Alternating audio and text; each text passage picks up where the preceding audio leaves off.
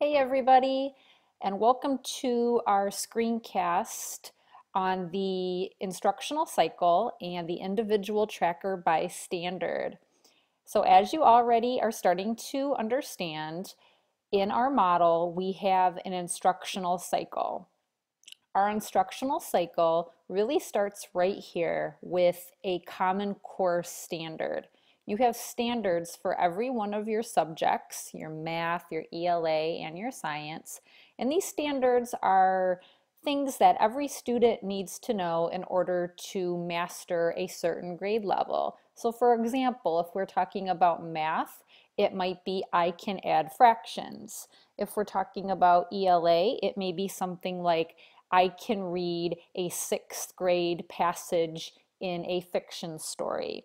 It's basically just an I can statement of an objective that you need to master in order to be proficient at a certain grade level and subject. So it all starts here with a standard, and this is something that your teacher would print on here for you.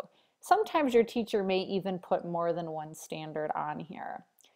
But once you have a standard, we go through a cycle. And so a cycle just means we start in one place and we kind of keep moving as we go until we get to the end, which is mastery. So the first place, once we have our standard, that we go to is learn. And you can see this right here on your tracker. So right here it says select 5 activities from your playlist. Now this is something that can be changed based on how your teacher feels that you need to learn this particular standard. He or she may say select 2, select 3, select 5. It's really their preference or their choice here. But however many activities they ask you to select, you'll go ahead into your playlist and you can write down those options right here. Now the learning step is very important. This is where you get to choose how you'll learn best based on the way you do learn best.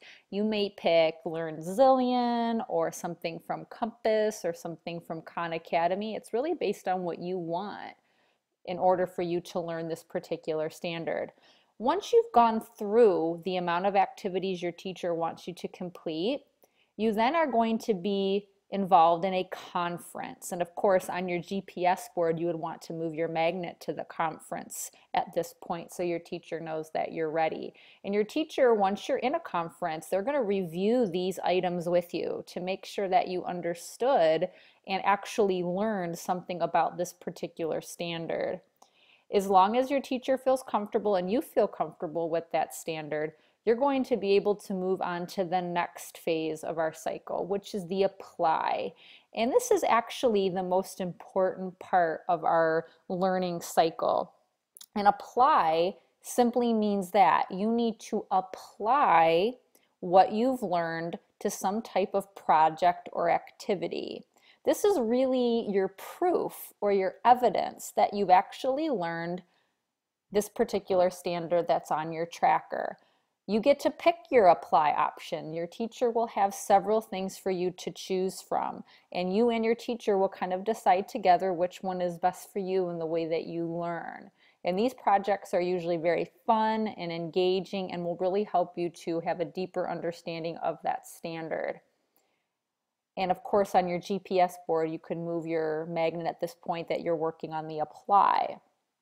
After you're finished with your apply, and don't be worried, sometimes your apply may take a while. It might take you a day or 2 days. It could even take you a week. It really depends just on how fast you're working and how complicated the particular apply is, and it will change all of the time.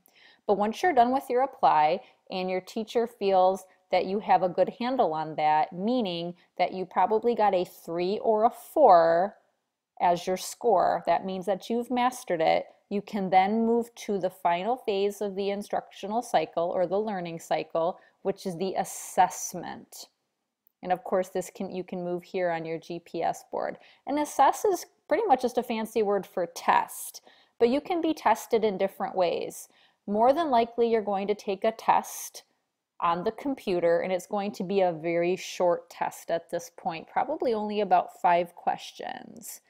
And as long as you can master that particular assessment, You're going to be able to move down to the very bottom of this tracker, and it's going to ask you to reflect. How does this standard apply to everyday life?